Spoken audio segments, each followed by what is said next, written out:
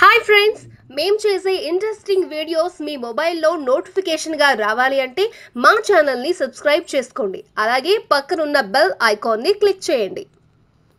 Hello friends, welcome back to our channel. మీ దగ్గర ఉన్న పాత నాణం మిమ్మల్ని లక్షాధికారి చేస్తుందని ఇటీవల తరచూ వార్తలు వింటున్నాం. కొన్నిసార్లు మీ దగ్గర ఉన్న నాణం విలువ మీ అంచనాల కంటే చాలా తక్కువ ఉండొచ్చు.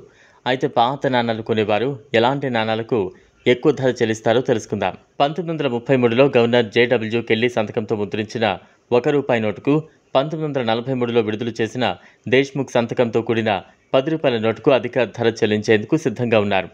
అధికారుల సంతకాలు లేదా గతంలో ముఖ్యమైన రాజు జారీ చేసిన నాణాలు విలువైనవి, అరుదైనవిగా మారుతాయి.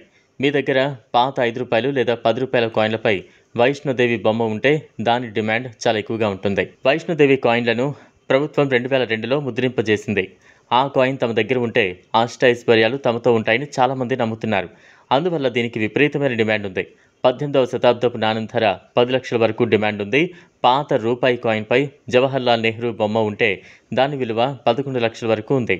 1889, 1964లో ముద్రించబడిన కాయిన్ మీ దగ్గర ఉంటే ఏకంగా 42 లక్షలు సంపాదించవచ్చు. 1913లో విడుదలైన రూపాయి నాణాలకు కూడా డిమాండ్ చాలానే ఉంది. మీ దగ్గర అలాంటివి ఉంటే మీరు ఈజీగా 25 లక్షల రూపాయలు సంపాదించగలరు. అప్పట్లో నాణాలను వెండితో తయారు చేసేవాళ్ళు. అలాంటి రూపాయిని ప్రస్తుతం విక్టోరియా కేటగిరీలో చేర్చారు. ఇప్పుడు ఇలాంటి అరుదైన నాణాలను అమ్మడానికి అహ్మదాబాద్లో ఎగ్జిబిషన్ కాయిన్ షాప్ ఏర్పాటు చేశారు. ఇందులో మీరు అమ్మితే మంచి లాభాలు వచ్చే అవకాశం ఎక్కువగా ఉంది. చూసారు కదా, ఇది వాళ్ళ వీడియో. ఈ వీడియో కనుక మీకు నచ్చినట్లయితే లైక్ చేయండి, షేర్ చేయండి, ఛానల్ను సబ్స్క్రైబ్ చేసుకోండి. Thanks for watching.